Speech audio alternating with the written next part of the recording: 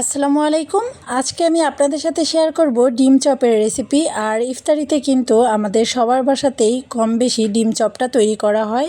তো আমি ঝটপট করে ডিম চপের রেসিপিটা দেখিয়ে দেব। 2টা ডিম দিয়ে অনেকগুলো ডিম চপ তৈরি করে নেওয়া যায়। চলুন পুরো রেসিপিটি দেখে নেওয়া যাক। এখানে আমি 2টা সিদ্ধ ডিম নিয়েছি। এবার আমি এগুলোকে ছোট ছোট পিস করে কেটে নিচ্ছি।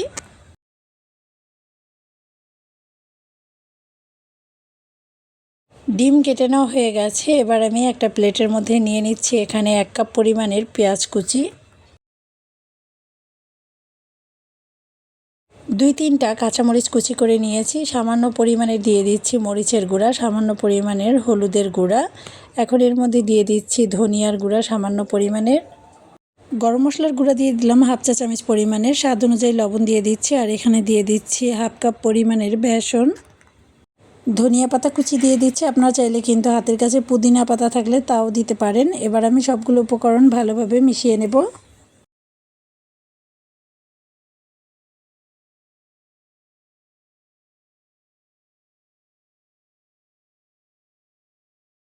সব কিছু ভালোভাবে মিশিয়ে নেওয়া হয়ে গেছে। এবার আমি চপগুলো বানিয়ে নেব।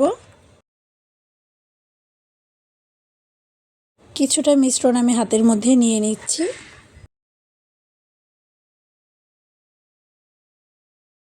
এবার আমি এর মধ্যে দিয়ে দিচ্ছি ডিম। আগে থেকে যেই ডিমগুলো আমি স্লাইস করে নিয়েছিলাম তার 1 পিস দিয়ে দিলাম।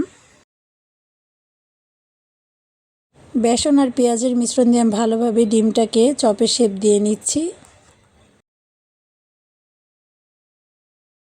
ভালোভাবে চেপে চেপে আটকিয়ে নিতে হবে যাতে করে ভাজার সময় ডিমটা বের না হয়ে যায়।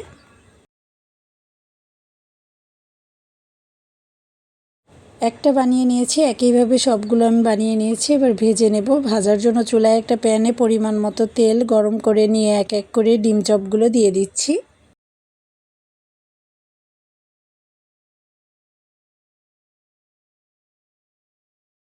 চুলার আঁচটা মিডিয়ামে রেখে আমি উল্টে পাল্টে ভেজে নেব।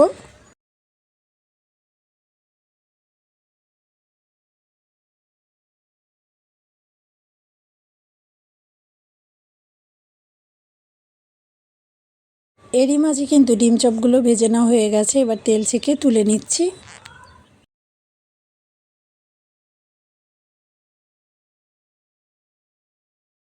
ইফতারিতে কিন্তু এই ডিম চপটা আপনারা রাখতে পারেন, খেতে ভীষণ ভালো লাগে।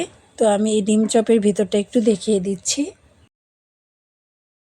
আশা করছি রেসিপিটা ভালো লেগেছে। ভালো লাগলে শেয়ার করে দেবেন। সবাই ভালো থাকবেন, সুস্থ থাকবেন। আজকের মতো এখানেই বিদায় হচ্ছি। আল্লাহ হাফেজ।